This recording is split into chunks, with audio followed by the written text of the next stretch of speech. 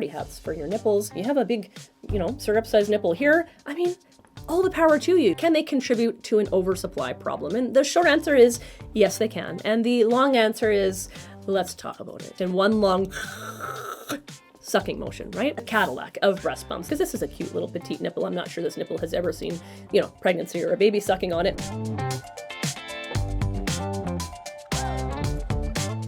All right, let's get back into it. This is Breast Pump Question Palooza. These are all the questions you have asked that I've come back to answer. My name is Tina. I'm a certified perinatal nurse, and I'm also a certified breastfeeding specialist and a mom of 4 who breastfed all of them, and I also use breast pumps during that journey. Let's jump into it with the first question. Will using the Medela Symphony hospital-grade pump on the highest setting give me the most output? Actually, a really common question. My supply was low, and I found that this worked best for me, and I was worried about not emptying fully on lower settings. So a lot of people ask me this question because the thought is, if you crank up your breast pump to the highest suction setting that it has, you're going to obviously empty your breast quicker and you're going to get more breast milk, right?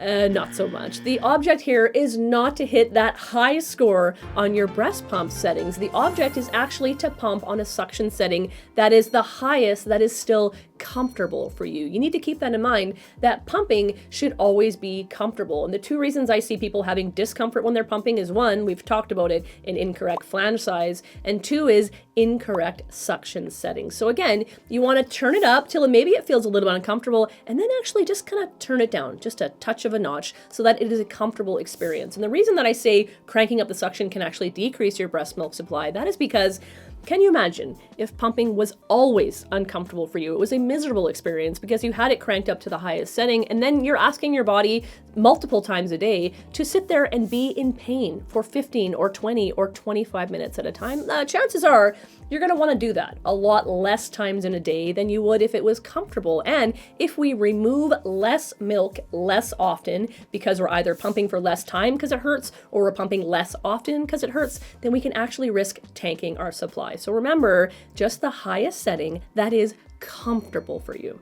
Next up, how do I keep pumping and maintain my supply if I'm having some nipple damage? And I say the same thing to pumping parents as I do parents who are nursing at the breast. If you are having nipple pain or nipple damage in either of these activities, you need to investigate the root cause of the nipple pain and the nipple damage and then fix that problem first. And when you're talking about pumping, there's actually a few reasons why you might be having pain or nipple damage. Starting off top with the wrong flange size. We know, and we've talked about it, a flange size that's too big or too small can cause you a whole host of problems. So if you're having pain and problems, measure those nipples and get the correct flange size. Next up, consider lubricating your flanges and your flange tunnels. And you can do this by actually lubricating the flange itself, or you can put that lubrication actually just onto your nipple, because that would be what would be rubbing if anything was rubbing. Place it directly on your nipple. Now there's commercially available sprays that are made, or you can use like an olive oil or a coconut oil, whatever you may choose. Next up, we just talked about it, your suction setting. Make sure that your suction setting is not set too high. And if you're having pain, turn that suction down a little bit. Also, check your pump settings, because we've talked about pump settings in the big 101 pumping video, which I'll link up top, is that you don't want your pumping settings to not be matching what part of breastfeeding you are in. So when you are looking for that letdown, you want to be in stimulation mode, those fast, short sucks. But when you have your letdown, you want to make sure to switch over to expression mode. So staying in stimulation mode once you've let down your milk can cause nipple pain and nipple damage. And the same thing, going into expression mode too soon before you've had your letdown, that can also cause you some nipple pain and some nipple damage. So make sure you're paying attention to your pump settings as to what's happening in your breasts. And the last reason you might be having some issues with your nipples is pumping for too long. You should be able to effectively empty your breasts with a breast pump in about 15 to 20 minutes. And if it is taking longer, then we need to investigate what's going on with your pump. We can talk about all those things and fix all those things so that moving forward, you don't have more pain and more nipple damage, but that may not change the fact that right here and right now, you might be having nipple pain or nipple damage, or your nipples might be cracked. So let's talk about how you can heal your nipples, and then you're on a new road forward. I'm gonna first talk about like your balms and your lotions and those types of things. If you wanna go with a lanolin product, my suggestion would be this lanolin right here. This is of course Lanzanos lanolin, it's the big purple tube. I like this one because it is actually hypoallergenic. hypoallergenic. Some people don't like lanolin-based creams and balms because they can actually cause irritation due to an allergy to the lanolin itself. This one, hypoallergenic. So if you're going to go lanolin, this would be the one. I also like the nipple butter from Earth Mama. I could not find mine to save my life. I was probably putting it on my lips and my elbows upstairs last night, but that would be the one that I would choose in the balm section of things. Also, if you are really, really struggling with cracked and dry and sore nipples, these are amazing. These are the Soothie pads from Lanzano. Oh, they're like a little spa for your nipples, so you can try that out as well. I often think that the best thing is actually preventing the damage instead of healing the damage. We know sometimes, you know, the damage is done. But if you want to look at something for a preventative measure, I really do like the Silverettes. They're these guys right here. I call them the party hats for your nipples. They are basically your silver nursing cups. And silver, of course, has some really great properties, anti-inflammatory, it's antifungal, antibacterial. So these can be really, really great to put into your bra so that it can prevent any nipple damage, but they're also good if you already have damage. For one reason, this sort of keeps fabric off of your sore, tender nipples as they are trying to do their healing, okay? Or you can actually use them to utilize the silver properties in them for healing. However, I do want to caution you, you either want to use something like this or something like this. You do not want to use both of these because then basically you are doing yourself a disservice because you are keeping your nipples covered up with a lanolin or a balm and you are not allowing the silver to do its job. So it is one or the other, and that's what you can do for the sore nipples. My insurance gives me an Amida breast pump. I'm not sure if I pronounced that correctly.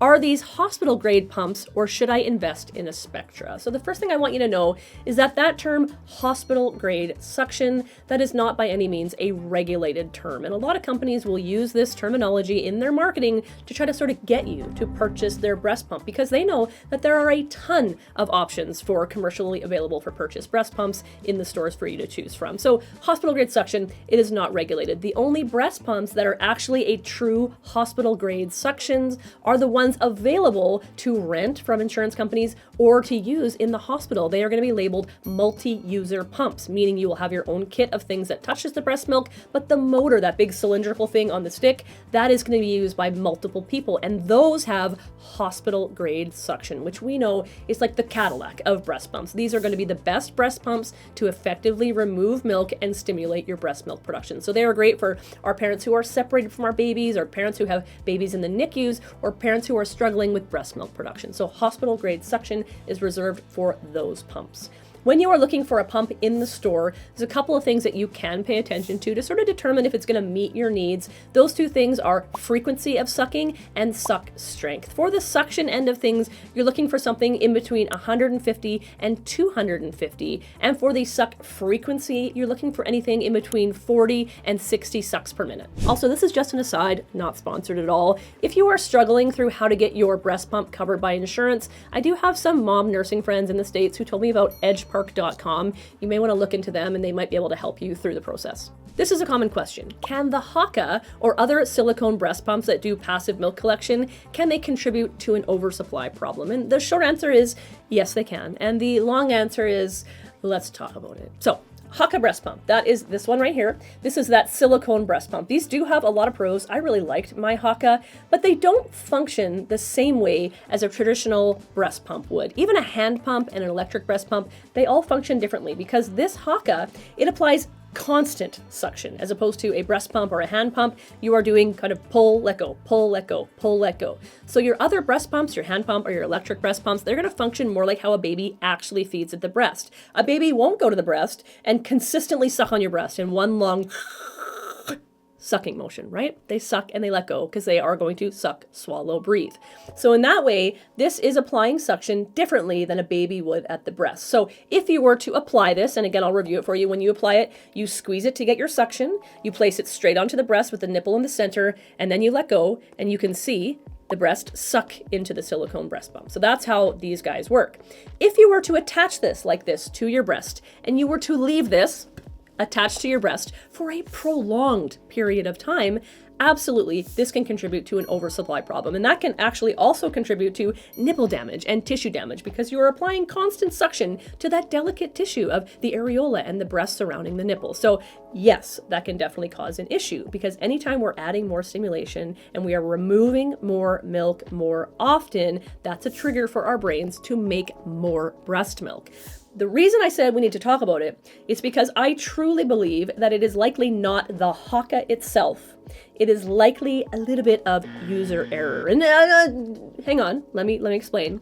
If you were to apply any breast pump at all, if you were to do a hand breast pump for a prolonged period of time, or you were to apply a wearable and wear it for like an hour straight, all of those things can also contribute to an oversupply problem. So anytime you are adding a ton of extra stimulation to the breast, you are putting it at risk of nipple and tissue damage, and you are also increasing your odds of creating an oversupply problem because we are removing more milk more often, which tells our brain, hey, I need more milk. So be cautious with the Haakaa, that you are not putting it on and leaving it on for a prolonged period of time. Think to yourself that you are putting a constant vacuum on your precious breast tissue, but also be careful not to overuse any other types of pumps either. I was told that you should get your nipples measured to ensure you can get right size flange for the pump, as most pumps come with a few standard sizes, which tend to be larger than the average nipple. Just curious if you think it's important for a pump to operate the best. Yes.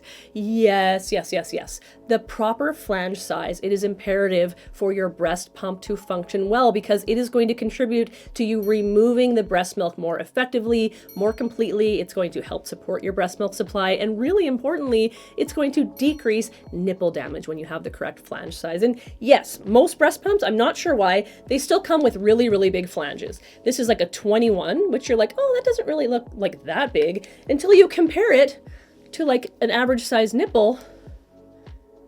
Like now it looks huge, right? So this is 21. Very commonly, they'll also come with 24, which is even bigger than a 21. So it's really important because our nipples are generally not this big. If I were to size this breast with a flange sizer, and this is a pretty common breast, even if you were a little bit bigger than this, because this is a cute little petite nipple. I'm not sure this nipple has ever seen, pregnancy or a baby sucking on it, and you were to put it through your 24 millimeter hole, which I'll show you right here, 1, 2, 3, 4, 24. Look at how much excess space you have in that hole itself. A ton of extra space. Even if I put this one in a 21 millimeter hole, which we saw on that other pump, you still have room to go, which is going to contribute to nipple pain, nipple damage, and a decreased output. This nipple is actually probably about a 15 millimeter, oh no, we could go 16. A 16 millimeter size because you measure just the nipple. So imagine this itty bitty petite little nipple shoved inside this big old flange, okay? We're not doing our breasts a service at all. So I do strongly encourage you to measure your nipples because you're gonna find that your nipple is probably smaller than what comes with it. And hey, if you have the areola grande, you have a 24 millimeter size nipple, and you have a big, syrup size nipple here, I mean, all the power to you. That is less things that you need to purchase because these flanges that come with the pump, they are going to work for you. But for most people, I would say the flanges that come with the pumps, they are just too big and they're not going to be effective. I love your questions, so keep them coming. If you missed the first installment of the breast pump Q&A, you're going to find that guy right there. And then of course, if you need sort of a basic knowledge of breast pumps 101, you will find that video right there. If you like this one, give it a thumbs up, consider subscribing. And as always, stay healthy, be curious, have fun. Bye.